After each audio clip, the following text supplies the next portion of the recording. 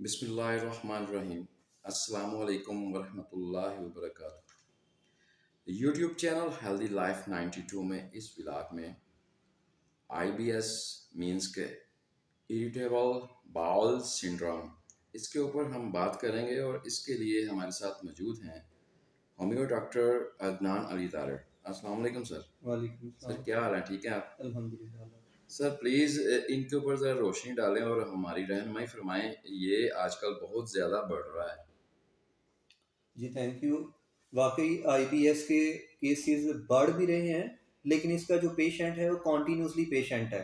مطلب اس کی ریکوری کوئی نہیں ہو رہی اور وہ اس سے نکل نہیں پا رہا، کیونکہ یہ ذہنی اور جسمانی علامات کا ایک مرکب بن جاتا ہے، اور مریض اپنے آپ کو ذہنی طور پہ بیمار سمجھنا شروع کر دیتا ہے، اور وہ علامات کا منتظر رہتا ہے کہ اب میں نے یہ کام کر لیا، میری علامت پیدا ہو جائے گی۔ چونکہ یہ اریٹیشن ہے، مطلب ایک طرح کی گدگداہٹ ہے، ایک خراش تو نہیں سے کہا جا سکتا، تو اس میں انوالو ہو جاتا ہے دماغ، مطلب اس اریٹیشن کو سٹیمولیشن مل جاتی ہے اعصاب سے، دماغ سے، سوچ سے، اور اس کے پیشنٹ میں انتڑیوں میں، پیٹ میں کھچاؤ پیدا ہونا، اسی طرح گھبراہٹ پیدا ہونا، گیس ہو جانا، اپھارا ہو جانا، لوز موشن لگ جانا، نامکمل پخانہ ہو جانا، قبض ہو جانا، مطلب اس طرح کی ایسی علامات ہیں جو ہر روز ایک پہلی علامات سے مختلف ہو سکتی ہیں، یعنی ریئر کیسز ہیں جن میں علامات ایک جیسی ہوں گی، نہیں تو یہ ہوگا کہ ہر وقت مریض کی علامات بدلتی رہتی ہیں، یعنی اسے خود سے اس کو بیان کرنا نہیں آتا کہ مجھے ہو کیا رہا ہے، یعنی وہ بتائے مجھے ڈائریا ہے، مجھے لوز موشن ہے، مجھے نارمل پخانہ دن میں 4 دفعہ آتا ہے، یا مجھے قبض ہے، مجھے 2 دن بعد آتا ہے، یا فلاں چیز کھانے سے میں ڈسٹرب ہو جاتا ہوں، فلاں چیز کھانے سے میں ٹھیک ہو جاتا ہوں، فلاں جگہ جانے سے میں ٹھیک ہو جاتا ہوں، فلاں سوچنے سے میں بیمار ہو جاتا ہوں، فلاں معاملہ ہوتا ہے تو مجھے ڈسٹرب کر جاتا ہے، مطلب مریض خود پریشان رہتا ہے، کنفیوز رہتا ہے اس کو ڈسکرائب کرنے کے، اس کی علامات بتانے کے معاملے میں، اور اس مرض کو پہچاننے کے بارے میں، تو اس وجہ سے وہ ایک لمبا عرصہ تو پہلے اس کو علاماتی دوائیوں پہ رکھتا ہے، لیکن جب کوئی ماہر ڈاکٹر اس کو ڈائگنوز کرتا ہے، یعنی آپ پیشنٹ بتاتا ہے کہ میں اگر ڈائریا کی دوائی کھاتا ہوں تو مجھے قبض ہو جاتی ہے، قبض کی دوائی کھاتا ہوں تو مجھے 6 دفعہ پخانہ آنا شروع ہو جاتا ہے، اسی طرح مجھے گھبراہٹ رہتی ہے، اضطراب رہتا ہے، پریشان رہتا ہوں، افسردہ رہتا ہوں، خوف زدہ رہتا ہوں، مطلب بہت سی ذہنی حالتیں ہیں، اپنی بات پہ، اپنے کام پہ کنسنٹریٹ نہیں کر پاتا، کنفیوز ہو جاتا ہوں، اسی طرح ڈر خوف رہتا ہے، آنے والے وقت کا، کرنے والے کام کا خوف رہتا ہے، جانے والی جگہ کا خوف رہتا ہے، تو یعنی ایک بڑا کنفیوژن ایک نا اسٹیٹمنٹ ہوتی ہے، تو ایک ماہر معالج جو ہے وہ ان ساری علامات کا کنکلوژن نکالتا ہے کہ یہ آئی بی ایس کا کیس ہے۔ آئی بی ایس کے کیسز میں ایلوپیتھی میں ان کو ذہنی سکون کی ادویات پہلے دی جاتی ہیں، پھر اس کے بعد یہ جو ایسڈ سپریسنٹ ہیں جیسے میپرازول دیے جاتے ہیں، اسی طرح ان لوگوں کو ساتھ کھانے کے لیے کچھ ریگولرائزیشن، کچھ ماڈریٹ لائف سٹائل کی طرف لے جایا جاتا ہے، کچھ کونسلنگ کی جاتی ہے، لیکن اس کے باوجود یہ دوائیاں چونکہ شفا یابی کی طرف نہیں لے جاتی، پیلیشن تو کرتی ہیں، وقتی فائدہ تو دیتی ہیں، مریض ان سے سنبھلا رہتا ہے اور وہ ساری زندگی دوائیوں کے اوپر ڈیپینڈنٹ رہ کے ٹھیک بھی رہ سکتا ہے، لیکن اگر وہ اس سے نکلنا چاہتا ہے تو پھر اس کے ساتھ اس کو متبادل طریقہ علاج کی طرف رجوع کرنا پڑے گا، یعنی ہومیوپیتھی کی طرف یا طب کی طرف جانا پڑے گا، وہاں پہ اگر اس کو کوئی ماہر معالج مل جاتا ہے تو وہ اس کی ذہنی اور جسمانی علامات کو اکٹھا کر کے، فزیکل جنرل سمٹم اور مائنڈ سمٹم کو اکٹھا کر کے ادویات تجویز کرے گا، اور اس سے اس کا کیس جو ہے وہ کیورٹی کی طرف، شفا کی طرف چلا جائے گا، یعنی وقتی فائدہ بھی رہے گا اور کچھ عرصے میں وہ مکمل اس سے نکل جائے گا اور صحت یاب ہو جائے گا۔ میں مثلاً بتاتا ہوں میں اس کا کیس کیسے ڈیویلپ ہوتا۔ میرے پاس پیشنٹ آیا، کہتا ہے کہ ڈاکٹر صاحب میں نے نا ایک دفعہ فلاں مرض کی دوائی لی اور غلطی سے میں نے وہ نا سیرپ لیا کھانسی کا، وہ میں نے زیادہ پی لیا، زیادہ پیا تو مجھے نا نیند آنا شروع ہو گئی، میں سو گیا، لیکن پھر میں ڈر گیا کہ پتہ نہیں سے مجھے نیند زیادہ ہی آنا شروع ہو جائے گی، میں ڈاکٹر کے پاس چلا گیا، اس نے کہتا ہے میری علامات نہیں، تو مجھے اس نے نیند کی دوائی اور سکون کی دوائی دے دی، یہ 2 دن کھا کے آؤ، وہ کہتے ہیں 2 دن میں نے کھائی تو میں اور زیادہ ذہنی طور پہ ڈسٹرب ہو گیا، اس کے بعد اس نے مجھے نا میدے کا کیپسول دیا،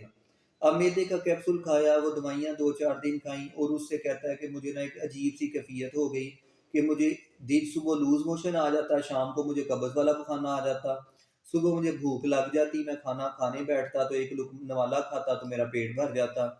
اسی طرح وہ کہتا ہے کام پہ جاتا تو میں ڈرنے لگ جاتا، پریشان رہنے لگ جاتا، لوگوں سے بات چیت کرنے میں ہیزیٹیشن فیل ہونے لگ جاتی، بات کا جواب دینے پہ ذہن کو اکٹھا کرنا پاسبل نہ رہا۔ اس طرح وہ کہتا ہے تقریباً 1.5 سال چلتا رہا، میں بہت سارے ڈاکٹر کے پاس گیا، نہ مجھے سمجھ آ رہی ہے کہ میں ذہنی مریض ہوں یا جسمانی مریض ہوں، اور نہ ڈاکٹر کو سمجھ آ رہی ہے کیونکہ میرا بیان میری طرف سے اسے پراپر بیان نہیں مل رہا۔ میں ڈاکٹر کو کنفیوز کر رہا ہوں کہ وہ مجھے دماغ کی دوائی دے یا میدے کی دوائی دے۔ وہ کہتا ہے اس طرح تقریباً 2 سال چلتے رہے۔ 2 سال کے بعد وہ کسی گیسٹرو کے پروفیسر صاحب کے پاس گیا، انہوں نے ڈائگنوز کیا کہ یہ IBS ہے اور آپ کو ایک لانگ ٹرم یہ میڈیکیشن پہ چلنا پڑے گا۔ تھوڑی سی انہوں نے دوائی دی، وہ کہتا ہے کہ میں نا اس کے اوپر تقریباً چل پڑا، مطلب میں صحت مند زندگی کی طرف آ گیا لیکن دوائیوں پہ ڈیپینڈنٹ رہا۔ کچھ عرصہ گزرا تو میرے ساتھ والے دکاندار نے نا اپنی دکان کو آگے بڑھا لیا، اور مجھے ڈر لگ گیا کہ میرے گاہک کم ہو جائیں گے۔ اب اس خوف نے اس کو دوبارہ ورس کر دیا، پھر وہ نئے سرے سے وہ کہتا ہے میرا بولنے کو بھی دل نہیں کرتا، میرا رونے کو دل کرتا ہے، میں پریشان، غصے میں کنفیوز رہتا ہوں۔ تو یہ ساری کیفیات جو ہیں وہ میں سمجھتا ہوں کہ ہومیوپیتھک طریقہ علاج میں چونکہ دوائیوں کی آزمائش انسانوں پہ ہوئی ہے، تو اس میں physical general symptom, mental symptom, mind symptom اکٹھی ہو جاتی ہیں، یعنی ایک ہی دوا جو ہے وہ دماغی اور جسمانی علامات کے لیے کافی ہوتی ہے، اور ہم اپنی جسمانی دوا کا انتخاب بھی ذہنی علامات کی بنیاد پہ کرتے ہیں۔ یعنی دوائی کی جو کی سمٹمز ہوتی ہیں وہ اکثر دماغی علامات ہوتی ہیں، یعنی اس کے مزاج، اس کے رویے، اس کے ایکسپریشنز کیا ہیں، اور وہ سوچتا کیسے ہے، کڑتا کیسے ہے، اس کو خیال کس طرح کے آتے ہیں، اس کو خواہشات کیسی ہیں، اس کا جو رغبت کن چیزوں کی طرف رہتی ہے اس کی، ان علامات کی بیس پہ دوائیاں کنفرم ہوتی ہیں کہ واقعی یہ دوائی بنتی ہے۔ اگر یہ علامات نہیں ملتی تو جسمانی علامات کی ہونے کے باوجود دوائیاں بدل جاتی ہیں۔ تو ہومیوپیتھی میں اس کے لیے بہتر ادویات کی رینج موجود ہے اور بہتر کیور ریشو موجود ہے ماہر معالج سے۔ تو میرا مشورہ ہے کہ یہ جو پیشنٹس ہیں، ایک تو اپنے کھانے پینے کو مینٹین کریں، اپنی ذہنی حالت کو خود سے اپنی کونسلنگ کریں، اپنے آپ کو مضبوط کریں، اور اس کے ساتھ کچھ اپنے قریبی ہومیوپیتھک ڈاکٹر سے، اچھے ہومیوپیتھک ڈاکٹر سے اپنا کیس ڈسکس کر کے بہتر دوا تجویز کروا لیں۔ تو ان شاء اللہ تعالیٰ تقریباً اس کا کیس پھر بھی کچھ 4 ماہ لے لیتا ہے، کیونکہ علامات بار بار لوٹ کے آتی رہتی ہیں۔ سڑک پہ اس نے کوئی ڈر خوف والی چیز دیکھ لی، ٹی وی پہ دیکھ لی، کوئی کال آ گئی، کوئی غصے سے بول پڑا، کسی پہ غصہ آ گیا، تو علامات پھر لوٹ کے آ جائیں گے۔ کھانے میں کوئی چھوٹی موٹی بے قاعدگی ہو گئی، لیٹ ہو گیا، جلدی کھا لیا، بے قاعدہ کھا لیا، زیادہ کھا لیا، کم کھا لیا، کہیں سے کھا لیا، کہیں کسی نے بوتل پلا دی، کوئی چائے پلا دی، تو پھر سے علامات آ جاتی ہیں۔ اس لیے اس کا کیس کم و بیش 4 ماہ لے لیتا ہے، اور یہ علامات دوبارہ آنا بھی کنفیوز ہونے والی یا پریشان ہونے والی بات نہیں ہوتی، یہ پہلے جیسی شدید نہیں ہوتی لیکن ہوتی ضرور ہے۔ تو اس کا پیشنٹ تھوڑی مستقل مزاجی سے کسی ایک معالج سے اپنا علاج کروائے تو وہ کیور ہو سکتا ہے۔ بہت شکریہ ڈاکٹر صاحب، آپ نے ماشاءاللہ بڑے ہی اچھے طریقے سے تفصیل کے ساتھ ہمیں بتایا، ہمارے ناظرین کو بریف کیا۔ اللہ تعالیٰ آپ کو جزائے خیر عطا فرمائے۔ اسی کے ساتھ اس ولاگ سے ہمیں اجازت دیں، انشاءاللہ پھر ملیں گے نیکسٹ ولاگ میں۔ اور جاتے جاتے چھوٹا سا ہمارا وہی میسیج کہ ہم سب کو چاہیے 5 وقت 5 وقت نماز قائم کریں